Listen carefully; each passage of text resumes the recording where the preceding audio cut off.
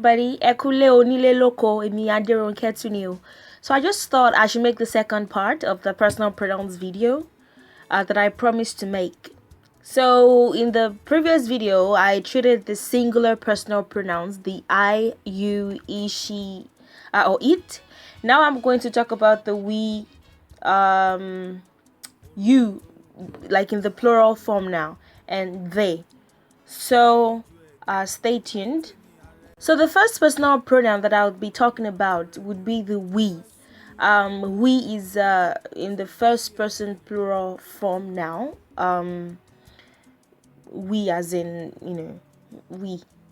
So I talked about the strong pronouns and the weak pronouns in the previous video. I explained that the strong pronouns are the ones that can be used outside the sentence and would still make sense. The weak ones are the ones that have to be used in a sentence. So in Yoruba language, we have usually two pronouns that would mean the same thing. It's just that one can be used as the subject and the object, and can be used in and outside the sentence and will still make sense. That's the strong one. However, the weak ones are divided into the subject and the object, and those ones are the ones that we must use in a sentence. So I would explain better when I give examples. This strong personal pronoun is awa. So you can just say we makes sense. Like, you don't have to use we in a sentence for me. I know that you're talking about you and a group of people. We, awa, that's what we is in English. So I'm going to give examples of we in a sentence, in a Yoruba sentence. So if you want to say we are the ones who called you, you would say awa lakpeyin.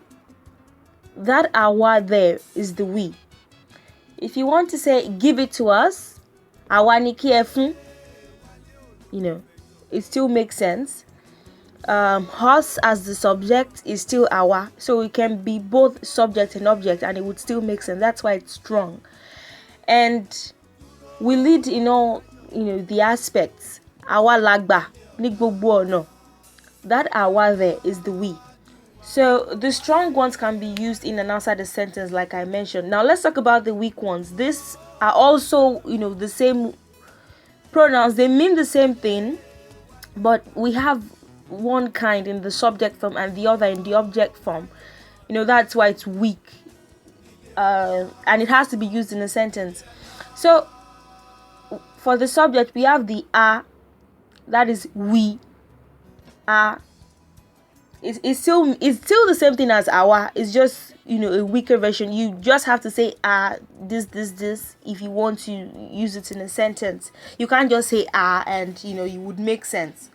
So and then the object, it still means we, but on the receiving end. Like we are the object of this circumstance, or we are on the receiving end of of something, or we were the one something was given it to. It was given to us.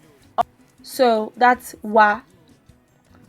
So a is the subject, wa is the object. Now let me give an example of the subject. So Anshe aferire, we miss you. The a there is we. A ò sí nílé, we are not at home. The a there is the subject.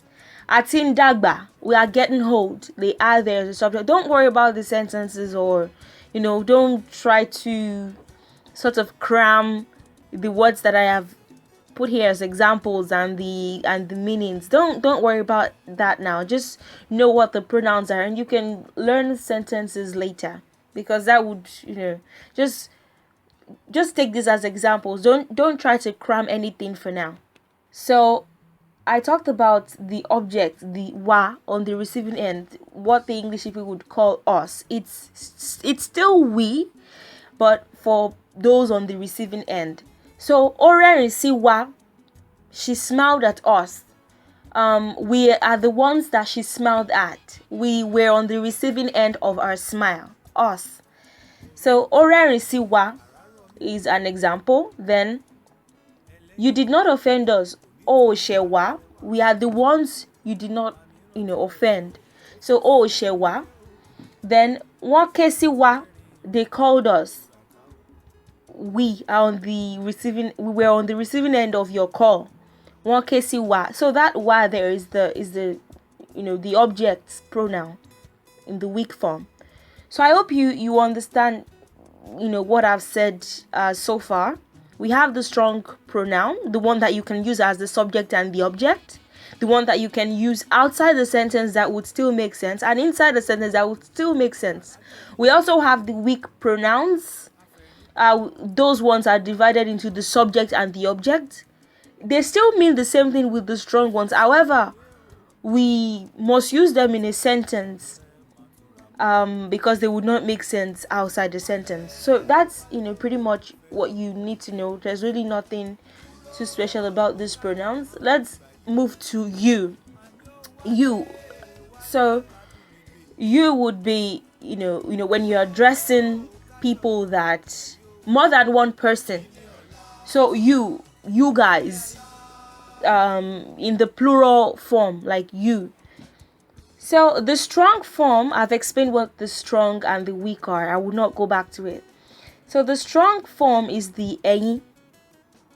You can use that in and outside the sentence as both the subject and the object, and it would still make sense. I'll give examples. I don't want it to be too repetitive. I don't want to talk about things that are said. So I'm just going to go straight into the examples. Ẹ̀yin la wá rí. We came to see you. You would be, for those on the receiving end. It could also be the subject, and it would still make sense anyway. So the ẹ̀yin is you. We could be the subject of, something. We could be the object, and it would still allow it to make sense. So ẹ̀yin la wá rí. We came to see you. Ẹ̀yin lẹ mú. You took it. You now is taking the subject form in this one. So ẹ̀yin lẹ mú. You took it. Ẹ̀yin lẹ sọ. You said it. So the ẹ̀yin there is the subject. Now, let's go into the weak pronouns. The weak use. So ẹ would be you, but in a sentence, and yín would be the object. So we gave it to you. We place it on your hands. You on the receiving form would be yín. So let me just go straight into the examples and you understand better. So for the subject now, that's on the weak one, on the weak side. So ẹ fẹ́ rí wa, you want to see us. Ẹ fẹ́ràn mi, you like me. Ẹ kú iṣẹ́ o, well done, you. So you will say ẹ kú iṣẹ́ o either to an adult or to a group of people. Ẹ kú iṣẹ́ o, you. These are the ones in the subject form. For the ẹ kú iṣẹ́ o, if you want to translate it in English, it would be you are well done.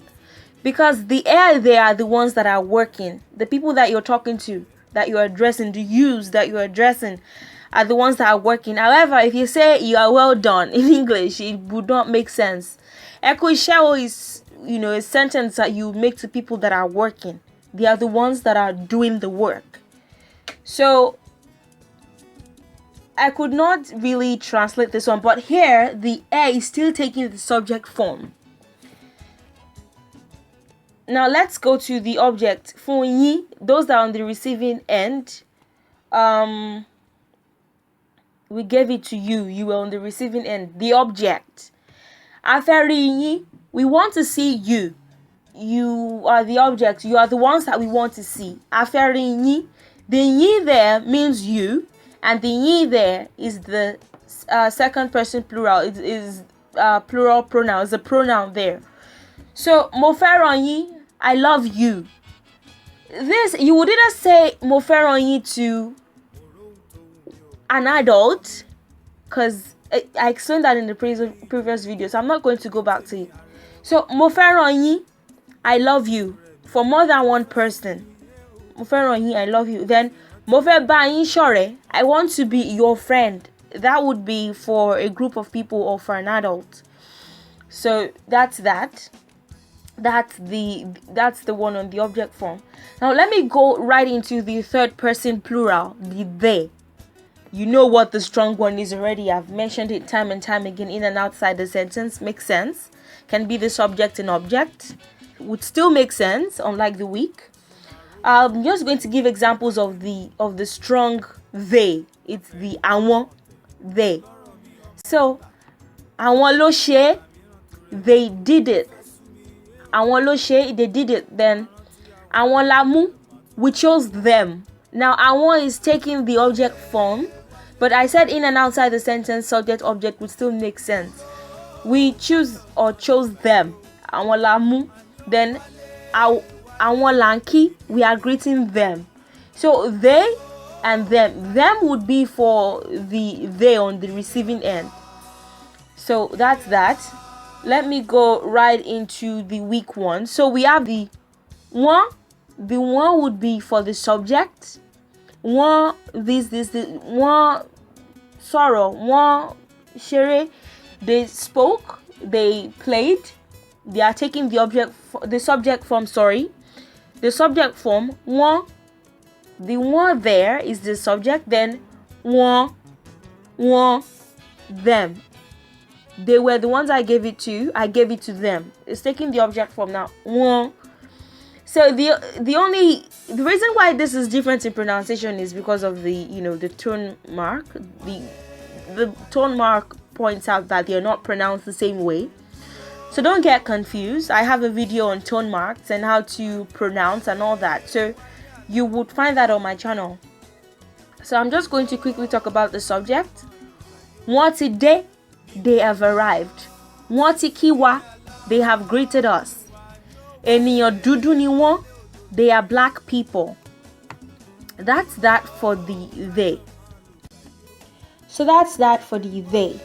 The one, the ones that I just gave examples of. Let's talk about the them, the objects now, the ones on the receiving end. Mo mú fún wọn, I gave it to them.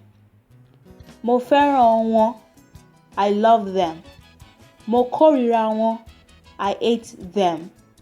So wọn is different from wọn. How would you be able to tell, since they have pretty much the same spelling? It's through the tone marks, the different tone marks that you would see on them. So that's that for the plural personal pronouns. I hope you've learned something. Enjoy the rest of your week and goodbye.